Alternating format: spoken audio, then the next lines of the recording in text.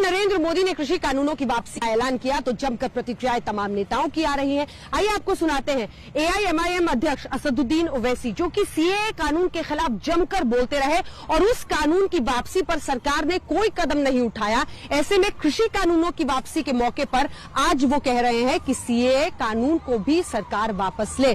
आज तक से उनकी एक्सक्लूसिव बातचीत देखिए।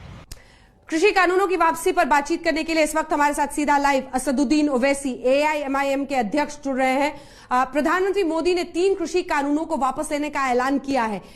पहली प्रतिक्रिया आपकी, क्योंकि हमने आपको दिन में भी सुना था ओवैसी साहब, आप कह रहे थे कि ऐसा ही अन्य कानूनों पर भी होना चाहिए। पहली प्रतिक्रिया, सरकार ने तीनों कृषि कानूनों पर ऐलान किया है कि इसी महीने संसद सत्र में वापस लेंगे। देखिए, प्रधानमंत्री ने जो कानून को वापस लिया है, इसलिए वापस लिया क्योंकि ये किसानों का आंदोलन पिछले 1 साल ज्यादा चल रहा है और प्रधानमंत्री इस बात को महसूस कर चुके हैं, उनकी सरकार महसूस कर चुकी है कि सरकार को पॉलिटिकल लॉस होने जा रहा है, जमीन उनके पैरों से खिसक रही है। इसीलिए हालत मजबूरी में प्रधानमंत्री ने इस कानून को वापस लिया। तीसरी अहम बात यह है कि यह सरकार जब जनता रोड पर निकल कर आकर प्रोटेस्ट करती है तो ये डरती है, वो जनता को डरा सकती है, हरास कर सकती है, जेल को भिजा सकती है, आतंकवादी, एंटी नेशनल, खालिस्तानी, पाकिस्तानी सब कह सकती है। मगर जब लोग, जनता जुट जाती है और ठहर जाती है तो सरकार अपने कानून को वापस लेना पड़ा।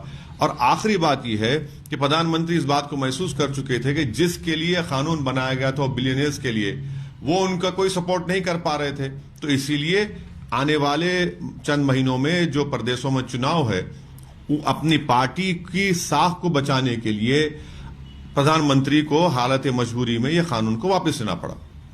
आप कह रहे हैं कि सरकार ने संविधान के हिसाब से कानून नहीं बनाया था, लेकिन अब प्रधानमंत्री ने माफी मांगी है। क्या देश का किसान उन्हें माफ कर देगा? क्योंकि किसान, अलग अलग जगहों से तस्वीरें आ रही है, वो तो खुशी मना रहे हैं।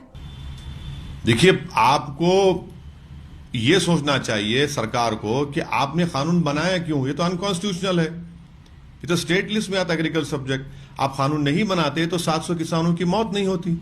अगर प्रधानमंत्री वाकई में किसानों की मदद करना चाह रहे हैं तो एमएसपी का ऐलान करें, फौरन ऑर्डिनेंस जारी करें। क्यों 29 तारीख तक वेट करते? जब आप दूसरे अपने कामों के लिए ऑर्डिनेंस जारी कर सकते हैं, इसका जारी कर दीजिए। और तीसरा, सरकार को उन 700 किसानों को जिनकी मौत हुई है, उनके लिए, उन पीड़ित परिवारों को एक्स ग्रेशिया का ऐलान करें, ताकि एक अच्छा मैसेज जाएगा। तो इंसान की जान की कीमत दौलत से तय नहीं होती, मगर कम से कम उन किसानों को ये महसूस तो होगा कि कोई तो है जो हमारी हमसे हमदर्दी कर रहा है, हमारे जो बच्चे यतीम हो चुके हैं उनके सर पर हाथ रख रहा है। आज कृषि कानून की वापसी के बाद आपने सीएए को वापस लेने की मांग की है। अब इस सवाल पर आते हैं, क्या दोनों को एक साथ जोड़ना सही है? किसान कृषि कानूनों, जो बदलाव कृषि क्षेत्र में किए जा रहे थे, उसके खिलाफ थे। आप इसको अब सीएए के साथ खड़ा कर रहे हैं। क्या दोनों को जोड़ना सही है? बिल्कुल, इसलिए कि चाहे कृषि कानून हो, सीएए का कानून हो, ये अनकॉन्स्टिट्यूशनल है। देश में पहली मर्तबा ऐसा हुआ है कि मजहब के नाम पर आपने कानून बनाया और वही मुस्लिम जनता का और सेकुलर हमारे जो हिंदू भाई और दलित भाई और इंटेलेक्चुअल से जिन्होंने प्रोटेस्ट किया, खासतौर से शाहीन बाग हो, हमारे महिलाओं हो, इसी वजह से उनकी ताकतवर प्रोटेस्ट की बुनियाद पर सरकार ने अभी तक एनपीआर एनआरसी के रूल्स नहीं बना पाई। ये बिल्कुल अनकॉन्स्टिट्यूशनल है। हम तो डिमांड करते हैं कि जिस तरह फार्म लॉस को वापस किया गया, इस सरकार को भी चाहिए कि उस सीएए के कानून को भी वापस लिया जाए, फौरन रिपेल किया जाए। हाँ, जो अफगानिस्तान हो, पाकिस्तान हो, बांग्लादेश हो, जहां पर वहां के माइनॉरिटीज है, उनको आप बुला सकते ना।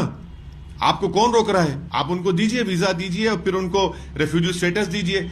अब ये बार बार कहते हैं कि भाई देखो बांग्लादेश में ऐसा होता है। भाई आप ही ने तो कानून बनाया और कह दिया कि दिसंबर 2014 से पहले जो है इनको देंगे। अगर आप कानून नहीं बनाते तो अफगानिस्तान में आज तालिबान बैठा है और जो लोग एंटी तालिबान है, आप उनको दे सकते थे रेफ्यूजी स्टेटस, आज भी दे सकते, मगर रिलीजन की बुनियाद पर कानून बनाकर अनकॉन्स्टिट्यूशनल काम किया जो राइट टू इक्वालिटी के खिलाफ है। इसीलिए हम कह रहे हैं कि सीएए कानून को भी इस सरकार को वापस लेना चाहिए। देखिए सर, यूपी में चुनाव है, अखिलेश से लेकर प्रियंका तक इसे चुनाव में हार का डर बता रहे हैं। आप भी उत्तर प्रदेश में ताल ठोक रहे हैं।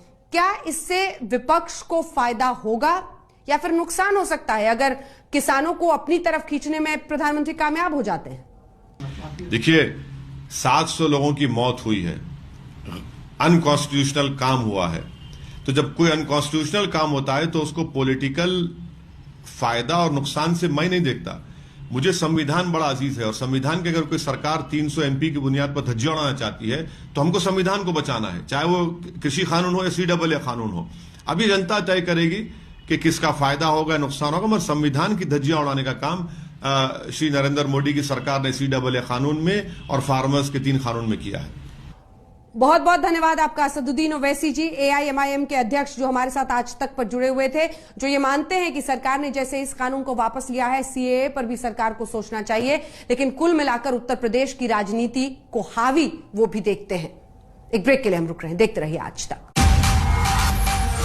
आज तक बेमिसाल 20 साल।